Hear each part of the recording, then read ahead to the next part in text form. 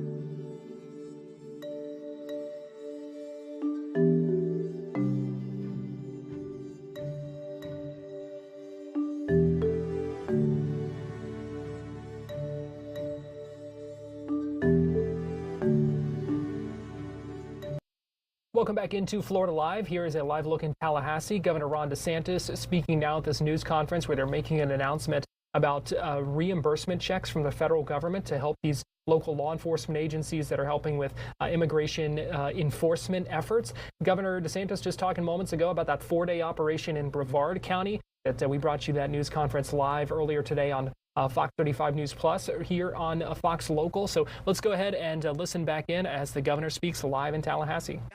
And what we said from the beginning is this is supporting an important federal mission. These things like the detention facilities and stuff, those are going to be reimbursable. Our sheriffs are going to be able to get reimbursement. Our state agencies are going to be reimbursement. And some people tried to say that that wasn't going to happen. And I think today with these checks, this is just the beginning. It's showing we're stepping up, doing the right thing. We're putting our folks through the proper training. We're doing all this, but we have a great working relationship with both the Trump administration writ large, but particularly DHS and ICE, and they're doing what they said that they would do to be able to support all these agencies. And so the mission continues on this. I think we've got a lot of momentum. I mean, I was just able to visit the deportation depot within the last few weeks, I think, and the cadence of flights has picked up there. The cadence down at Alligator Alcatraz has picked up. And I said from the beginning, I don't want to be like, the New York City model was take somebody here illegally, pay for them to be housed in a luxury hotel indefinitely. We don't want that. We want ICE has to go through process, and so we can be helpful for the processing, staging, and then provide them a pathway to be able to return the illegal aliens to their home country. And so that's what we're doing, and we, of course, won in court on Alligator Alcatraz. I know they're going to keep filing lawsuits on anything we do, but we're very confident that we're going to continue to be in the right on all of that. So thanks a lot. It's really been a great effort, and I can tell you, with the leadership that we have at ICE, with Tom Homan being there, all the different things, and obviously President Trump's vision and policy that he set out at the beginning, the difference between where we're dealing with in 2025 compared to 21, 22, 23, 24, I mean, it couldn't be more stark. We were in a situation where ICE was getting no support from the White House under Joe Biden as president. There were illegal aliens released based on administration policy. You know, we had people that were victimized by criminal aliens because of the lax attitude, well, actually the intentional attitude of the Biden administration. Times have changed. This is an important mission. You have all hands on deck, and we want to make sure that coming to America is done lawfully. We want to make sure that our borders matter and that the laws of our state are upheld. And the final thing I'm going to say is this. Florida is not Portland. If you think you can go and launch attacks against ICE agents in this state, you got another thing coming. We will hold you accountable very swiftly and very severely. The people that are working for ICE are being charged with enforcing the laws of the United States of America. You know, we have a process where if you don't like those laws, you can elect people that will try to change those. But what you don't do is take the matters into your own hands and launch attacks against people that are simply doing their job. And I was here for the 4 years when the border was left open, laws weren't being enforced. They never changed the law. They never actually delivered. They wanted an amnesty, but they never did it in law. It was a de facto amnesty because they knew if they campaigned on that, they would lose even worse. And so the American people have spoken. They want the border enforced, and they want interior enforcement of the laws of this land. And that's what the men and women who work for DHS are doing with our support. It's an important mission, but it's a mission that flows from the laws that are in place in this country and the election results that occurred in November of 2024. So we stand with the folks who are wearing the uniform. We are not going to tolerate any of this that you see in some of these other jurisdictions. And so just be forewarned, if you want to take a pot shot at an ICE agent or any law enforcement, you are going to have severe consequences. And one of the fellows that will be responsible for ensuring that the state continues that is our Attorney General. James Uthmeyer has done as much in a short period of time as anyone I can remember who's been serving in that office. And of all the issues that he's tackled, and there have been very many, I don't think you have an Attorney General anywhere in the country that's been more strong on helping advance President Trump's agenda on securing our border and making sure our immigration laws are enforced. And so it's an honor for me to be able to bring him up to the podium now.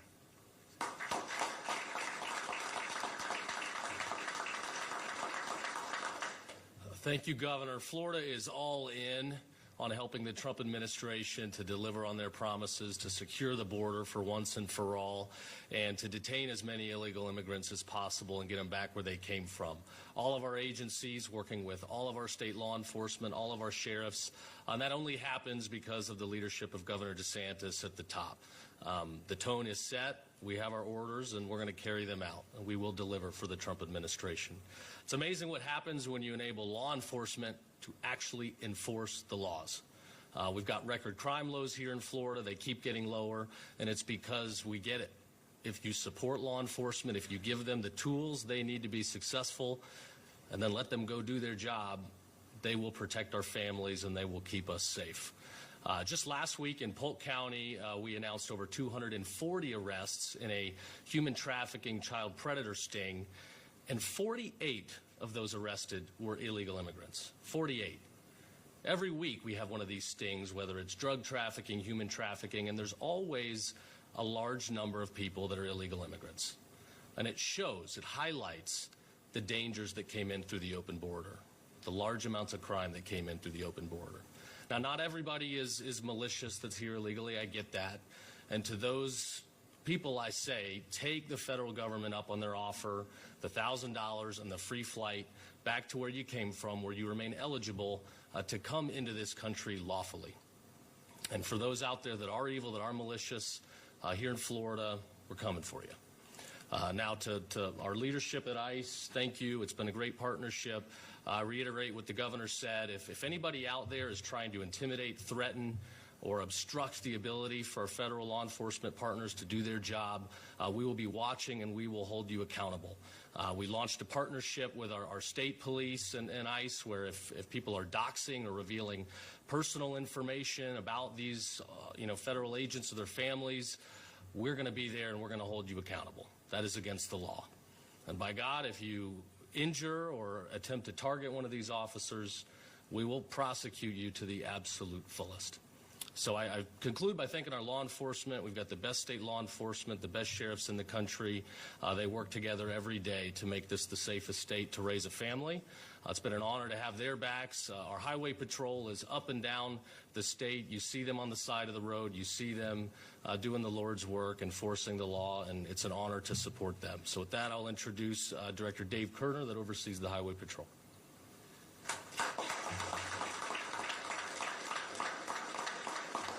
General, thank you for that introduction. And given my present company, there's really not much more that I can add to this dialogue, but I do want to take a moment because there's a part of my job and my responsibilities that I cherish, and that's being a part of this initial effort in the state of Florida to lead the nation in immigration enforcement. And that is happening because of the leadership of our governor, who's been the tip of the spear, leadership of our president, and just incredible partners at ICE, at DHS as a whole, Border Patrol. The governor mentioned that I just returned 2 hours ago. The colonel and I were on the ground in Brevard County with Sheriff Wayne Ivey.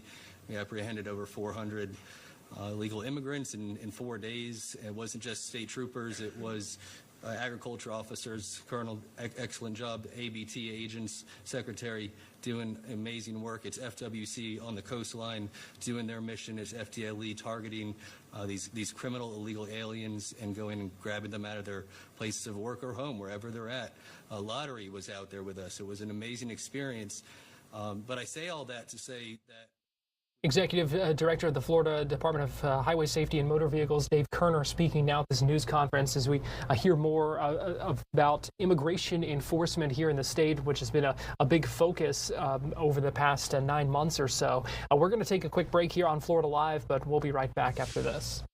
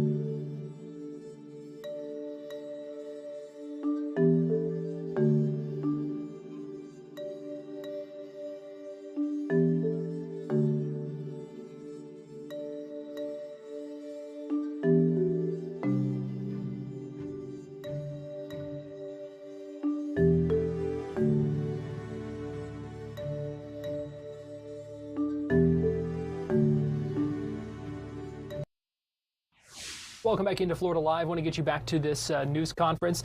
This is the St. Johns County Sheriff, I believe, Sheriff Robert Hardwick, who is stepping up to speak right now in this news conference about state immigration enforcement and these 287G agreements. The director of the Florida Department of Highway Safety and Motor Vehicles just a moment ago talking about how they're even seeing some of their FHP troopers being doxxed now, something that they have also seen at the federal level with ICE agents. They're talking about the concern about that. Let's go ahead and listen in here as the sheriff speaks. Right here, this FDLE man right here, our FDEM director right here. We stand shoulder to shoulder in the state of Florida, and Governor, it starts with you, sir. We got directions from the President of the United States to move forward with a mess that we had going on that was happening the previous 4 years. And we rolled our sleeves up in the great state of Florida, and all 67 sheriffs, no matter what your political background was, your race, creed, color, religion, sexual orientation, age, we stood side by side with the governor of the great state of Florida and said, we are all in, ma'am. We're all in the 287G program. I think as of today, 4,700 law enforcement officers in the state currently hold what they call a DIO status, Designated Immigration Officer. That's our partnership and commitment.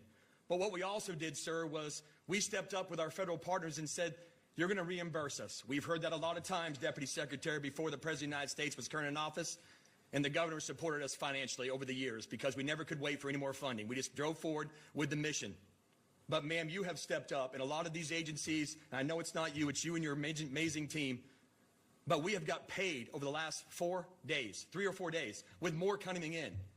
The deputy or director says $13 million for our troopers, unfunded liability, but that's exactly what happened. But as we work together on this mission is not over. We're at the beginning of a long journey together. Our law enforcement officers are being threatened, shot at in the state of Texas, trying to murder us. We're not backing down in the state of Florida. I recommend the other states take a picture of what's going on today. Our governor stands behind us. The deputy secretary of ICE stands with us. Our CFO, our commissioner of agriculture, our AG's office. We stand shoulder to shoulder in the great state of Florida. So here's to my brothers and sisters that don't have the privilege of working in my state, our state, Governor DeSantis' state. I recommend you get on board because you're behind the 8 ball. Our federal partners are sitting there with a checkbook ready to write. It's not lip service. It's real. We're not here for a photo opportunity today. We're here to tell you it's going on. It's actually happening, and we're being reimbursed. Governor, on a personal note, my wife, Kendall, and I got to thank you. The First Lady and yourself have been nothing but hands down supportive of the St. Johns County Sheriff's Office and our vision of what we got going on. It's been personal, sir, and you've taken care of us. I also want to take a moment to say thank you to the legislators. You've been phenomenal to the St. Johns County Sheriff's Office, but more importantly to our law enforcement in the state of Florida. Our Senate President, our House Speaker, it's a special thing we got going on here in the great state of Florida. Again, Deputy Secretary, thank you for giving us an hour of your time upstairs where she physically listened to some of the things that we can make better. And she didn't make a promise, she made an agreement. We'll make it better, Sheriff, and I know you will, ma'am. Without further ado, ma'am, I know you asked to come back to the podium, but thank you. God bless America, and God bless the free state of Florida. God bless America.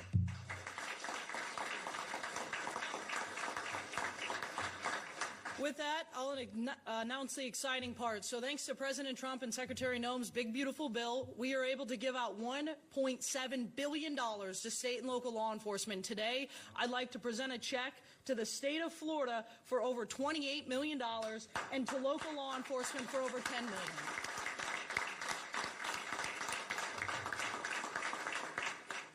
There you see the check presentation. And this is reimbursement from the federal government to state law enforcement, another one for local law enforcement. And as I mentioned earlier, this is something that the State Immigration Enforcement Council has been talking about for a while in many of their meetings as they talk about the need for this to help because they are incurring some costs with this. Immigration enforcement efforts. That Immigration Enforcement Council is the group of law enforcement. Sheriff Grady Judd, one of the members of that, many other sheriffs across the state.